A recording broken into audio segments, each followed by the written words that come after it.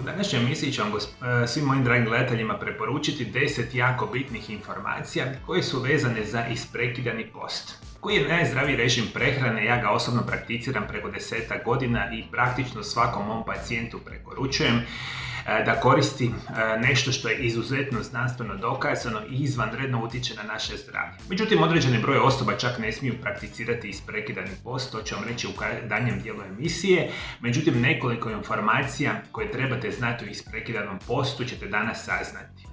Post je normalni dio civilizacije i kultura diljem svijeta. Prvo što vam želim reći, da i uvijek imate cilj kojega se želite ispuniti. Kada ispunite cilj kao što je recimo gubitak 10 kg, promijenite cilj i adaptirajte ga svojim potrebama. Dakle, vodite računa da je isprekidani post savršeni način utjecaja na vaše zdravlje. Ukoliko je vama situacija i želja da prirodno smršavite, kada smršavite imate drugi cilj, treći cilj, četvrti cilj koji uključuje svakodnevno uzimanje i prakticiranje isprekidanog posta. Većina osoba preporučujem da posti svaki dan između 16 i 18 sati. I ovaj post se naziva 16-8 ili 18-6. Međutim, postoje verzije posta koje se rade svaki drugi dan, koji se nazivaju alternativni post ili čak ljudi poste 5 dana u tjednu, pa 2 dana ne poste. Ova se verzija posta naziva 5-2. Međutim, osobno bi vam preporučio da većinu godine prakticirate svakodnevni post, jer na ovaj način ćete značajno poboljšati vaše zdravlje. Prva situacija što morate voditi računa, osobno ću vam preporučiti, ujutro kada se probudite, odmah popijte vode. Voda je veliki prijatelj vašega zdravlja, vašega posta. Čim se probudite, popijete 300 ml vode.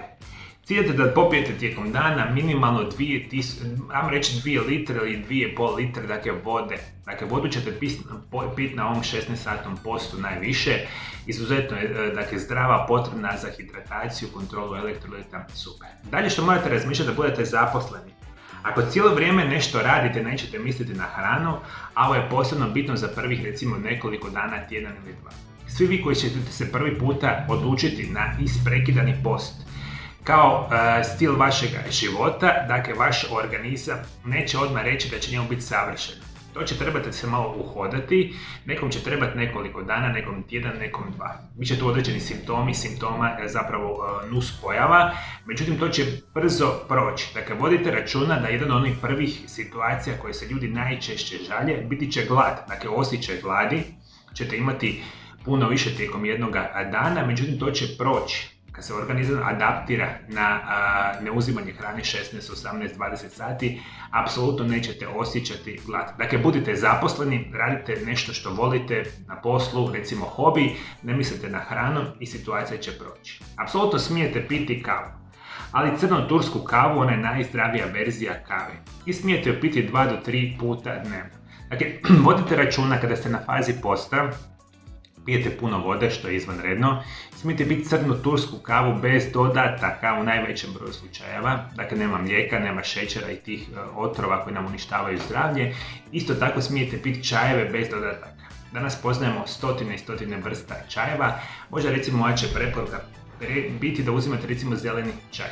Zeleni čaj je izvanredno zdrav. Pijemo vode.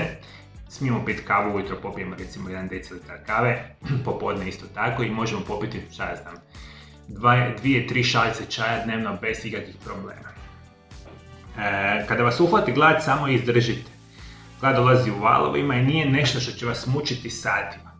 Kada ste jako gladni, pijte polako vodu ili šalicu čaja ili kavu i glad će prestati. Vodite računa, moji dragi gledatelji.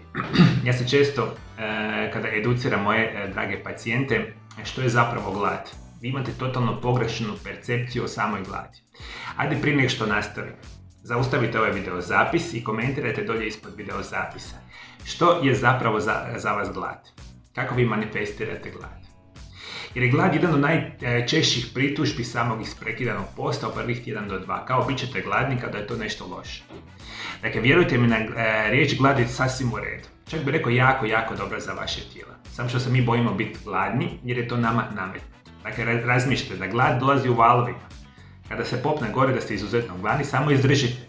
Pijemo vodu, tekućine, čaj ili kavu i glad će se za pola sata, sat vremena smanjiti. Onda ide silaznom linijom prema dole, vi opet nekoliko sati nećete biti gladni. Kada vas uhvati glad, samo izdržite. Apsolutno nemojte govoriti drugim osobama da postite. Ovo se naravno ne odnosi na osobe koje vam žele dobro. Nažalost, puno je više osoba koje nemaju nikakvu naobrazbu o zdravoj prehrani i ne žele vam dobro. Pokušat će vas obeshrabriti, a da ne znaju ništa o zdravom načinu života. Dakle, tko vas podržava i tko je dobronamjeran, samo ga uključite u svoj život, a ostale izbjegavajte. Nažalost, moji dragi gledatelji, mi smo u fazi, čovječanstva, barem ovo što mi danas znamo. Izuzetno je veliki broj negativnih osoba koji negativno utječu na vaše zdravlje, generalno na vaš život. Sve negativne osobe pokušajte maknuti iz svog života jer će vam vaš život biti puno jednostavniji i lakši. Tako je vezi sa samim postom. Vi ćete puno puta čuti stručnjake zapravo koji nemaju veze sa medicinom, sa nutricionizmom, dakle ništa ne znaju, ali će vam reći da to za vas nije dobro. Zato vi slušate mene ili takve osobe koji išta znaju o tome, koji desetljećima izučavaju zdrave načine života, zdrave oblike prehrane i ako vam ja kažem da je isprekidani post savršen za veliku većinu osoba, onda to radite. One loše osobe koje negativno utječu na vaše zdravlje, na vaš život, molim vas maknite iz vašega okruženja jer će biti puno jednostavnije prakticirati post. Još ako nađete si prijatelje, članove rodbine i slično, pa zajednički radite post, dakle biti će savršena situacija. Apsolutno, nemojte se obeshrabriti u prvim tjednama. Oni su najgori i postojeće puno bolje. I tome svjedoče milioni osoba diljem svijeta. Dajte si minimalno 3 mjeseca pravilnog posta. Kao i svemu, dakle, zdrav način života zahtijeva određenu žrtvu. Specijalno svi vi koji izuzetno loše živite. Ovo ja i dan danas u svojoj ordinaciji izuzetno čudim. Ja vam ne mogu opisati koliko puta dođu pacijenti u moju ordinaciju. Ja im lijepo pričam, govorim što je zdrav način života i ljudi to jednostavno ne žele prakticirati. Jer su isprogramirani sa društvom, medijima, velikim industrijama da jednostavno izuzetno loše živite. I posljedica lošeg načina života su sve ove najgore bolesti modernog čovjeka. Dakle, vodite apsolutno računa da si date minimalno 3 mjeseca pravilnog posta, pa da onda sudite je li to možda za vas dobro ili loše. U redu? Dakle, nećemo raditi nešto tjedan ili dva, pa ostatak reći da ništa ne uspijeva, jer neće ništa uspjeti u tjedan ili dva. Dajte si minimalno 3 mjeseca. Ja vam obećavam da veliki brojeva će značajno poboljšati vaše zdravlje. Apsolutno pratite plan prehrane. Ovo ne znači kada postite da se predate kada ne postite. Uvijek se držite mojih preporuka o zdravoj prehrani. Dakle, izbacite iz prehrane namirnice koje vam škode, a idete zdrave namirnice. Kada prestanete post, nemojte se predati, jednostavno idete zdravo i umjereno. Sa vremenom vama će se osjećaj gladi smanjiti, vama će trebati puno manje hrana zapravo na dnevnoj bazi. Cilj je da već kad jedete recimo 1 do 2 puta dnevno, jedete super zdravu hranu. Ili barem onu zdravu hranu koju vi možete se u tom trenutku priuštiti. I sa zdravom hranom, izbacivanjem loše hrane, dakle ova situacija će biti super. Dakle, nemojte se prejedati kada pređete u prvi obrok dnevno, dakle postali ste 16-18 sati, pomalo manje obroke, recimo manji obrok pojedite na početku, onda možda za jedno sat vremena pojedite veći i obilniji obrok. Apsolutno možemo reći prilagodite isprekidani post vašem načinu života. Ovo je jako važna preporuka i ima najveći utjecaj da li ćete se pridržavati ovog režima prehrane ili ne. Nemojte mijenjati svoj život prema postu, nego post prilagodite svom načinu života. Nemojte limitirati bilo koji dio života radi toga što postite. Biće vremena kada nećete moći postiti, kao što su putovanja, godišnji odmor i sama vjenčanja ili slično. Dakle, vodite računa. Ja osobno ću preporučiti. Dakle, post ne može biti savršeniji. Dakle, vi prilagođavate post vama. Dakle, vama, a ne obrnuto da vi radite situaciju kada vama post značajno utječe na vaše zdravlje, recimo puno puta sa većom nekakvom brigom i sekiracijom. Dakle, vodite računa da ne morate svaki dan 365 dana u godini postiti, kada su vjenčanja, godišnji odmori, rođendan i slično. Smijete se vi počastiti na lošom hranom. Dakle, vjerujte, u tom trenutku vam neće naškoditi. Ključ je da to bude, 95% godine post, zdrava prehrana i 5% godine ako nešto radite loše, dakle neće se ništa loše dogoditi vašemu tijelu. Većina osoba ima mnoge zdravstvene blagodati posta, međutim određene osobe moraju paziti. Pogotovo kada govorimo o dugotrajnom postu. Moram napomenuti još jednom, ako se u bilo kojem stadiju posta osjećate jako loše, prekinite ga. U prvim danima i tjednima smijete osjećati glad, umor, bezvoljnost i razdražljivost.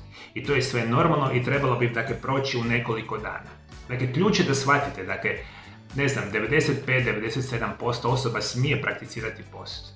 Međutim, određeni broj osoba jednostavno ne smije, a to su najčešće osobe koje su teški kronični bolesnici, pijete velike količine lijekova i generalno imate izuzetno loš način života. Možemo specijalno reći, ako se osjećate značajno bolesno, ovo može biti dio vaše originalne bolesti. I u tom trenutku ne bi trebali nastaviti post, dok god se ne budete osjećali bolje ili se posavjetujete sa vašim izabranim medicinskim stručnjakom. Zato ako pijete lijekove, posebno za dijabetes ili bolesti srca, apsolutno vodite računa da je ovaj post, ako niste ga u stanju sami prakticirati, neka vam to vode stručnjaci koji znaju se za nutricionizam, prehranu i sl. Određeni broj osoba, specijalno ako se osjećate ekstremno loše, 1, 2 i recimo par dana, nemojte ga uopće prakticirati, nema potrebe, nekakav drugi temeljni uzrok pogoršavanja ovih situacija. Međutim, za veliki broj ostalih, post je savršen način poboljšavanja zdravlja, dugotrajnog života, vjerujte mi, moji dragi gledatelji, na riječ. Svi moji dragi gledatelji, da li vi prakticirate post redovito? Ako prakticirate, pišite, komentirajte dolje ispod video zapisa. I ovaj video zapis bilo bi lijepo kada bi podijelili recimo i drugim osobama diljem svijeta, pa da možemo pomoći velikom broju osoba još više. I moji dragi gledatelji, koji su još bitne informacije koje morate jednostavno znati o isprekiranom postu, koje su njegove enormne zdravstvene blagodati, otkrite ovom video zapisu pored mene. Hvala lijepo što me pratite me i dalje. Do druge emisije, lijep i ugodan pozdrav.